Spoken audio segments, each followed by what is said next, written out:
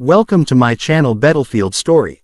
The moment the wheels lifted off the tarmac, Captain Elena Marlowe knew something was wrong. She could feel it, that sharp gut instinct honed from years of flying combat missions, the sixth sense that saved lives in places most people couldn't even find on a map. But this wasn't a combat mission. At least, it wasn't supposed to be. It was supposed to be a simple military transport, a short hop from Ramstein Air Base in Germany to a classified location in the Mediterranean.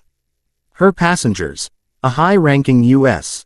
Army general, 2 aides, and a small security detail. Nothing about it screamed danger. Yet as the engines roared and the plane climbed into the dark, cloud-choked sky, something in the general's tone, too calm, too rehearsed, sent a chill crawling up her spine. Elena wasn't new to this kind of tension.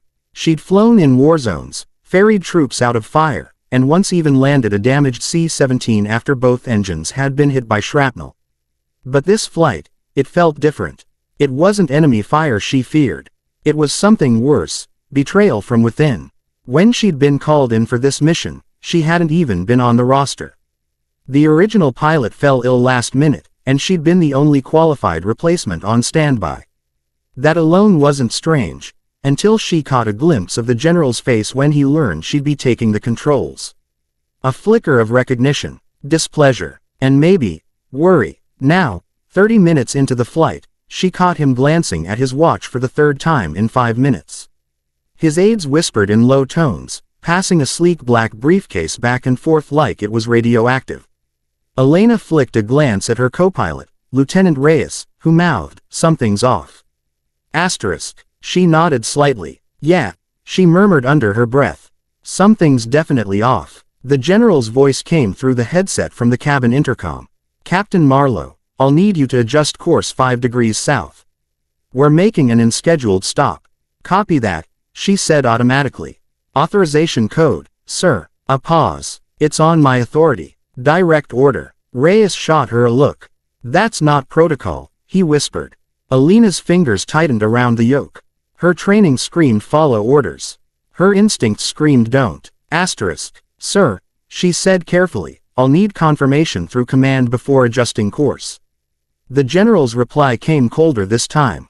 "Captain, I said, adjust course." "That's an order." Reyes mouthed. "What the hell is going on?" Asterisk. Elena switched to a secure channel. "Ramstein Control, this is Alpha 3-1. Requesting confirmation on new flight path issued by General Halvorsen." Static. Then silence. That was impossible. Military frequencies didn't just go dark. Unless someone had jammed them. Her stomach twisted. A few minutes later, the general appeared in the cockpit doorway, flanked by 2 armed guards. "Captain," he said smoothly, "I need you to reroute now." Elena's voice stayed steady. "With respect, sir, I need clearance from base command. Communications are down." "Then do it manually," he said, stepping closer. "We don't have time." Reyes' hand hovered near the emergency transponder. Elena met the general's eyes. "Sir, what's in the briefcase?" He didn't answer, but the flash of panic in his eyes was answer enough. And that's when it clicked. Elena had seen him once before, years ago, during a covert transport mission in Eastern Europe. A mission that went sideways when an entire intel team vanished after landing. Rumors spread later. A leak, a double cross. Nothing was ever proven, but whispers of traitor followed one name through every secure hall she'd walked since, General Marcus Halvorsen. Now he was on her plane, off the grid, heading south, with a locked briefcase and a flight plan he refused to explain. Elena made a decision. "Lieutenant," she said evenly, "run a systems diagnostic. We've got a navigation fault." Reyes blinked but caught on instantly. "Aye, ma'am." She turned back to the general. "We'll get your course adjusted once we clear the error." The general's eyes narrowed. "Make it quick." When he left, Reyes exhaled. "We're not turning, are we?" "Not until I know where he's going," Elena said. "And what's in that case?" The next 20 minutes were tense. The general's men moved through the cabin, whispering into secure radios. One even lingered near the cockpit, trying to listen in. Elena ignored him, pretending to troubleshoot the nav system while covertly activating the flight recorder and encrypting a distress ping on a backup channel. Then, a sound, a soft click. Reyes froze. Did you hear that? Before she could answer, the cabin door slammed open. One of the guards stormed in, weapon raised. Captain, change course now. Elena raised her hands slowly. You pull that trigger in my cockpit, you'll take us all down. The general's voice came from behind him. She won't. She knows what's at stake. Elena stood, calm as ice. Then tell me, sir, what exactly is at stake? Halvorson's jaw clenched. You wouldn't understand. Try me. He hesitated. Then, quietly, it's a deterrent transfer. Strategic data. Insurance. Insurance. That word chilled her. Insurance meant leverage. And leverage meant betrayal. Elena moved like lightning. With one hand she hit the cockpit lockdown switch. With the other, she grabbed the control yoke and dropped the plane into a controlled dive. Chaos erupted. The guards tumbled, shouting. The general crashed against the bulkhead, grabbing for something, probably that briefcase. Reyes shouted over the alarms. Altitude warning. What's the plan, Captain? Elena's voice was steel. Force their hand. The G-force pressed hard against them as the aircraft screamed downward. Then, the cabin door burst open. Halvorson's men lunged for her. Reyes fought one off, wrestling for the weapon. The second guard fired a shot, shattering a console, spraying sparks.